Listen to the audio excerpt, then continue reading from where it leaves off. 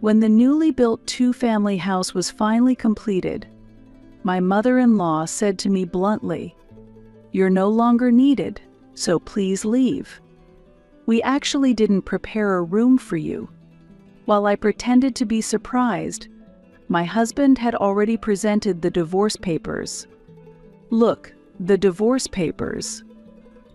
"Happy? I will get this house in the property division." He looked at me with satisfaction, and I maintained my composure while accepting the divorce papers with a smile. I'm finally free. Pretending not to know anything for so long was really exhausting. My husband was taken aback when he saw me answer in such a relaxed manner. "What?" I decided to reveal the truth to my oblivious husband. "My name is Dolores. I'm 32 years old and a company employee.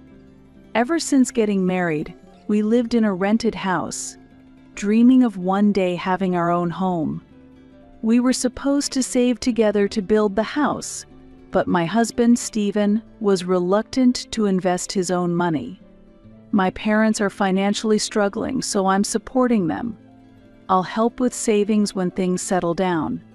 I couldn't argue with him when he used supporting his parents as an excuse. Stephen was self-employed in the transportation business, and because his income was unstable, he never disclosed to me how much he was earning. While he boasted that his income was higher than mine, he hardly contributed to our living expenses. Stephen's parents, whom we live very close by and who receive his support, often came to visit. Stephen's sister also lived in his parents' home, and as she worked from home, she frequently showed up with them. Although his father was already retired and living off his pension, thanks to his working sister, they didn't seem to be struggling financially as much as he claimed. His travel-loving parents often went on trips, and I had been curious about where their travel funds came from. Moreover, during the times his parents were traveling, his sister often came to our house to eat, which has been a source of concern.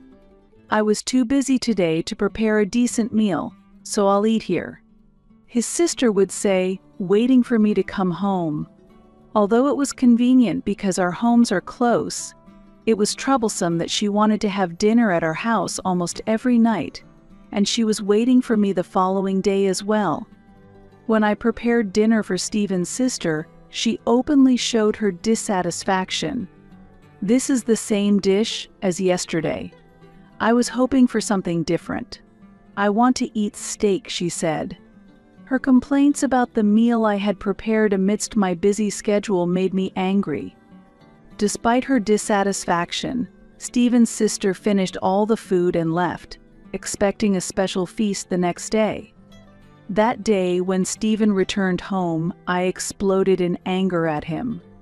"Your sister came for dinner again today, complaining while demanding that I serve steak or prepare extravagant meals. Why do I have to take care of her dinner?" As I spoke with anger, Stephen responded as if it was none of his business. "Don't tell me, tell her directly. Where she eats is not my concern." His response only intensified my anger. I was disappointed once again to realize that appealing to Stephen, who was weak against his family, was pointless. Realizing that Stephen had no genuine intention to build a new home, preferring his family over our life together, my heart sank. Around that time, I received a call from my brother saying that our father had been rushed to the hospital. My father, still an active company employee, had collapsed during work. "The situation is quite serious, so be prepared," my brother said gravely. "Since our mother passed away, I thought my father was healthy, and the news almost brought me to tears." As I was distraught, my brother asked, "Is Stephen busy?" "At times like this, I wish he would support you, Dolores," he said. Even when I tried to contact my husband, I only received cold responses, making me feel even more alone. "I'm too busy right now and can't leave." Besides, rushing there won't improve your father's condition," said my husband, not offering support even in an emergency. Although my father barely survived, he was still in a critical condition. From the next day, I started visiting the hospital to check on my father after work. This made me return home late, and my mother-in-law spitefully said, "From tomorrow, we will also have dinner here, so come back early. The nurses will take care of your father in the hospital, so there's no need for you to do so much." Although Stephen's sister had dined at our house before, his parents had never made a special effort to come for a meal. It seemed like my mother-in-law deliberately said they would dine at our house because she disliked that I was visiting my father, and this upset me. "Why do you need to have dinner at our house? Isn't it inconvenient for you to come here?" I retorted, trying to contain my anger, but my mother-in-law expressed more anger. "Stephen said we should eat here, so I'm coming reluctantly. If there's a problem, talk to him," she snapped. Even though I couldn't believe that Stephen would say such a thing, when I asked him about it upon his return home, he looked troubled. "Mom said that? If Mom says so, I must obey. So it's settled that you will prepare our dinners from now on," he said, seemingly dissatisfied but unable to oppose his mother's commands. As a result, I became responsible for preparing meals for my in-laws. Disappointed by my husband's attitude of prioritizing his mother's instructions, I began to question our future relationship. When his parents dined at our house, it meant that his sister would join them as well. Therefore, I had to prepare meals for 3 additional people. However, I was certain that my in-laws would complain about the food I made, which weighed heavily on my mind. I was fed up with having to prepare under these circumstances. After making dinner, I decided to visit my father and try to avoid seeing my in-laws as much as possible. As expected, my mother-in-law made a spiteful comment. "Don't you want to be with us? Going to the hospital won't cure his illness, will it?" As I was heading to the hospital and ignored her complaint, my sister-in-law laughed and said, "Dolores's father apparently has quite a fortune, so she must be thinking she'll get a big inheritance by visiting him." Leaving them to their assumptions, I left the house. Since my father was hospitalized, my mother-in-law had deliberately left dinner preparations to me, and her indifferent attitude towards my father's health condition irritated me. As my sister-in-law heard through Stephen, my father was indeed wealthy, and the family did own real estate.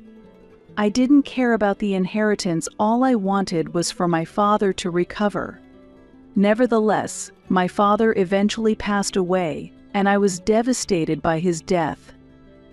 "We'll handle the funeral preparations, Dolores, so you can stay by Dad's side," my brother and his wife told me, and they arranged everything. I'm grateful that my sister-in-law handled things so efficiently, yet my husband didn't show his face even once.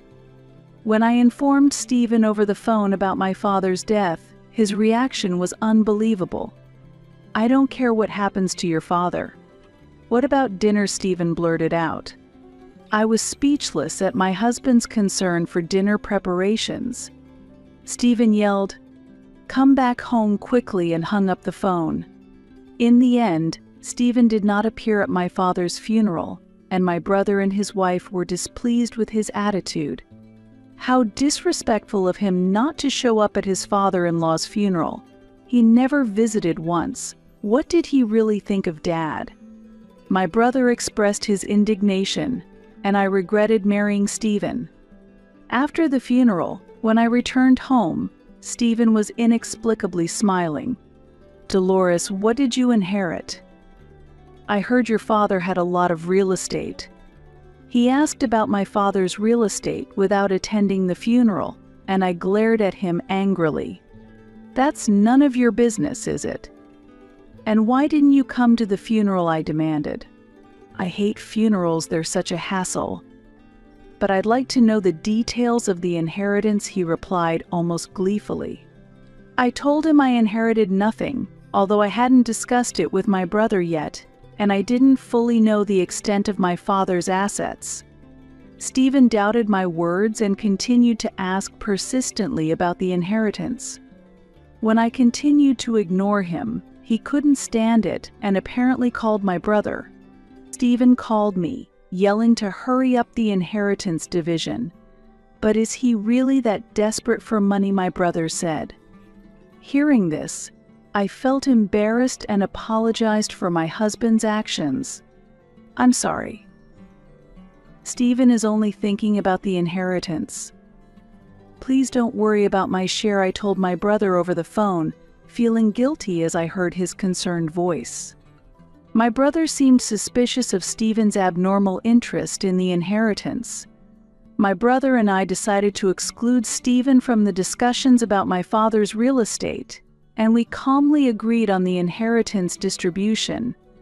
Having lost trust in Stephen, my brother informed me of his future plans, and I agreed to follow his directions. When Stephen later learned that the inheritance had been finalized, he made a big fuss. "Dolores, what did you inherit? Don't hide anything. Tell me everything," Stephen yelled, and his mother overheard.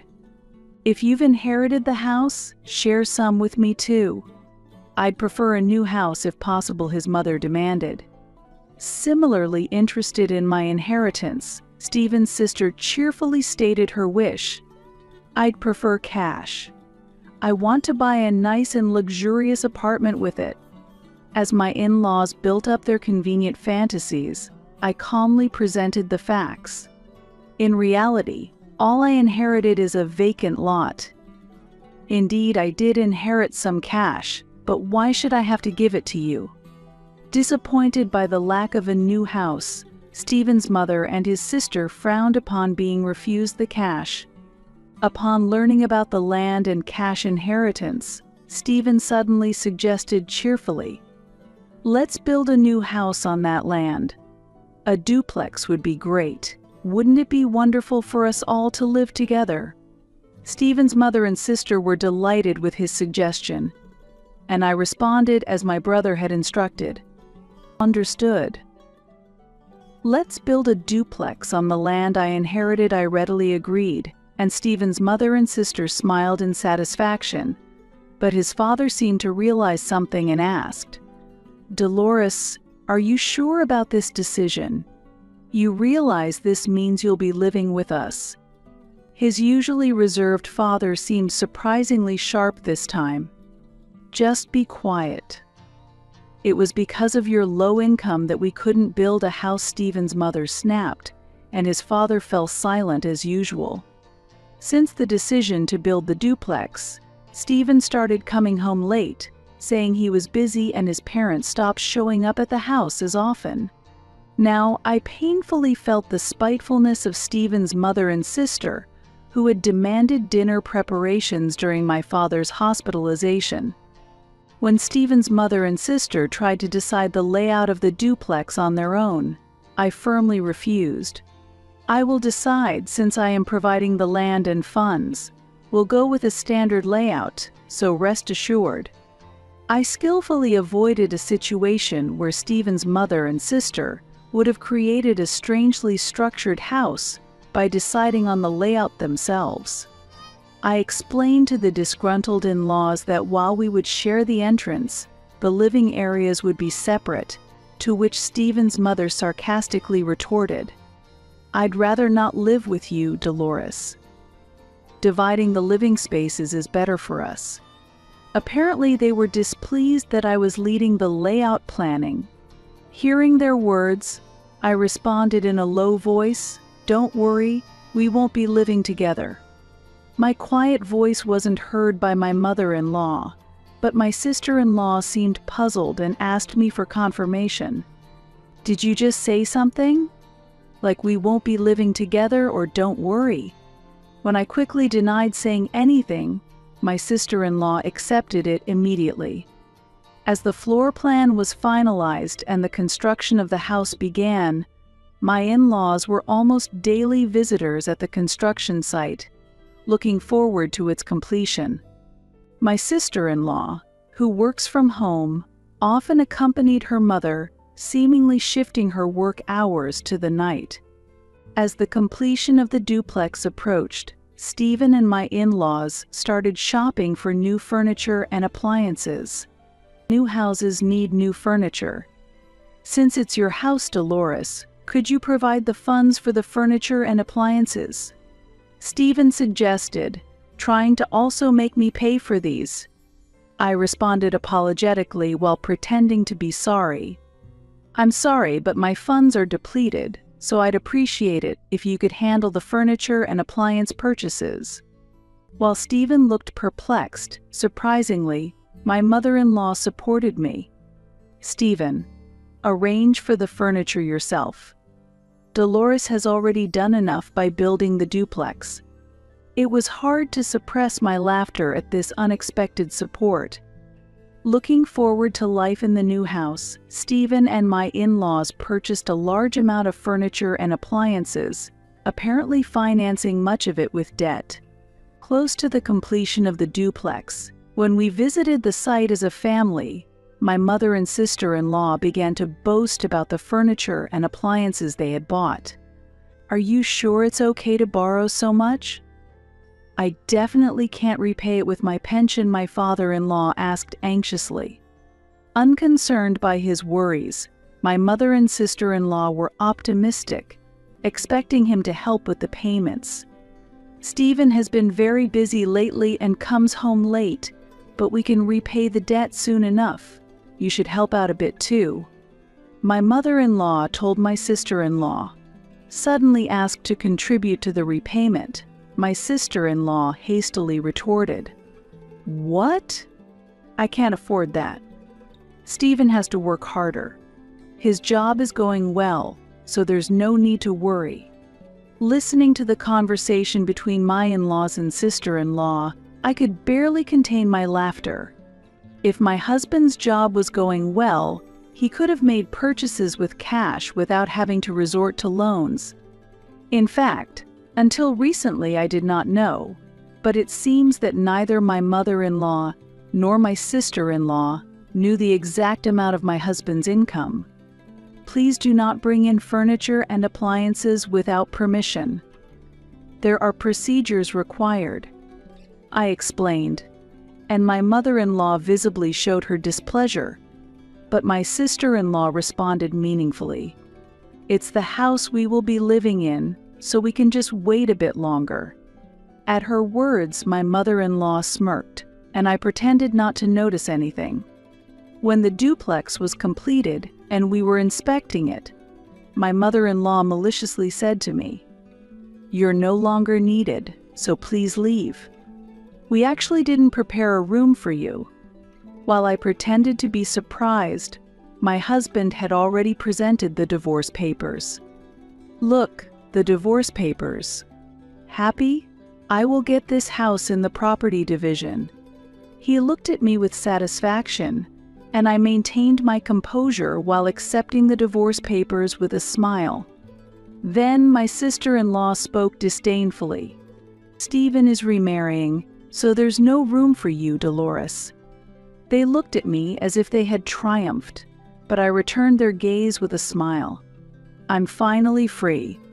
Pretending not to know anything for so long was really exhausting, I said, and my husband's expression changed to one of shock. "Why are you acting so carefree?" "You're being thrown out and losing the house," he said. I responded disdainfully. Divorcing someone who only makes $9,000 a year and who has been proven to be unfaithful couldn't make me happier. It seems that my husband still didn't comprehend the situation, but my mother and sister-in-law began to panic. "Wait, $9,000 a year? That's not monthly, is it?" my mother-in-law exclaimed, and the smile disappeared from my sister-in-law's face. Just then, my brother arrived, and I calmly revealed the truth. I found out about Stephen's affair quickly because my brother had it investigated. I could have divorced sooner, but I decided to enjoy a little revenge because of how terrible you've been," I explained. As I was explaining, my husband tried to deny the affair, but when my brother presented the investigation report, he fell silent. My sister-in-law was aware of my husband's plans to remarry, so the entire family knew about the affair. As my husband's infidelity became evident and he appeared dismayed, my mother-in-law shot me a harsh look. "Even if Stephen cheated, if a divorce is decided, there needs to be a division of property, right? Therefore, this house belongs to Stephen," she asserted. Against her convenient interpretation, I clarified the facts. The land this house is built on was inherited from my father, and therefore it is excluded from the division of property. The funds for constructing this house were also entirely from my inheritance, and the house is registered only in my name. Thus, it is not subject to property division. If I had used the inherited funds for daily expenses, or if my husband had contributed financially to the building of the house, then it might have been considered for property division. However, that was not the case here. Despite my explanation, my mother-in-law was not convinced. Stephen and my sister-in-law, realizing they would not receive the house, were clearly unsettled. "Why didn't you tell me that I wouldn't get the house even after the divorce? I had promised my girl a life in a new home," Stephen exclaimed in anger. Watching this, my sister-in-law murmured in shock. "Not being able to move into a new house. I've already bought the furniture, and now it's all wasted." Upon learning that Stephen's annual income was only $9,000, my sister-in-law became even more concerned about the repayment of debts. Stephen, also worried about debt repayment, discreetly sought confirmation from his sister. "Mom said that since your income is stable, repaying the debt shouldn't be a problem, right?" he asked. My sister-in-law turned pale and just shook her head silently. Facing the pressure of debts, I declared calmly to my husband, "Given the fact that you committed adultery, I'm preparing to claim a division of property. I will also hold your affair partner responsible." Faced with the reality of a property division claim, my husband tried to retract the divorce and attempted to snatch the divorce papers from me. At that moment, my brother intervened, stopping my husband, and sternly stated, "It is shameful to talk about canceling the divorce after having an affair. We've already started the process for a claim for damages through a lawyer, so you better be prepared." Finally, understanding the seriousness of the situation, my husband collapsed, powerless. Meanwhile, rather than worrying about my husband's divorce, my mother and sister-in-law were preoccupied with their own debts and suddenly began to prostrate themselves before me. "Dolores, please help us. You're the only one we can rely on," my mother-in-law begged as she rubbed her head on the floor. I responded calmly, "We are now strangers to each other, and there is no chance of getting the loaned money back, is there?" When I responded, my mother and sister-in-law were at a loss for words. Everything had gone according to plan, so as my brother and I were about to leave, my usually reticent father-in-law suddenly spoke up. "I'm getting a divorce as well. I've always followed your mother's commands, but I can't stand it anymore," he said angrily and left the new house. Stephen and my sister-in-law, who didn't earn much, found it difficult to repay the debts, and it seemed everyone was hoping for my father-in-law's pension. It appears that my father-in-law had finally decided to free himself from my mother-in-law's control. As we looked on, my husband and his family panicked and followed my father-in-law out of the house. Watching them leave, I felt a sense of relief, and my brother was smiling contentedly. When I said we were building a new house, Stephen and the others acted just as expected. "The revenge on everyone was also thanks to you, brother. I expressed my gratitude, and my brother smiled modestly. It was actually his plan. Afterward, I filed the divorce papers and demanded property division from my husband and his affair partner. My father-in-law eventually divorced my mother-in-law and left the family home. My ex-husband ended up moving back in.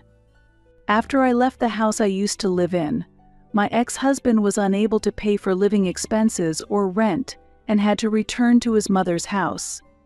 At the in-laws' house, they were just managing with my ex-husband and sister-in-law's meager incomes and my ex-mother-in-law's pension, barely making ends meet and unable to afford debt repayments.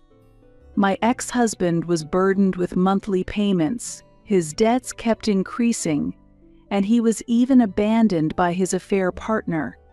The affair partner, due to financial instability, gave up on marrying my ex-husband, and my ex-mother-in-law had sought support for living expenses and debt repayment, making my ex-husband's situation even tougher. It's natural to dislike living with such a noisy mother and sister-in-law. From the start, I planned to rent out the duplex, and I had already arranged with a real estate agency, with tenants already lined up. I decided to utilize the precious land and funds inherited from my father, starting a new life in a one-room apartment, but with rental income from the duplex. I was living a stable life.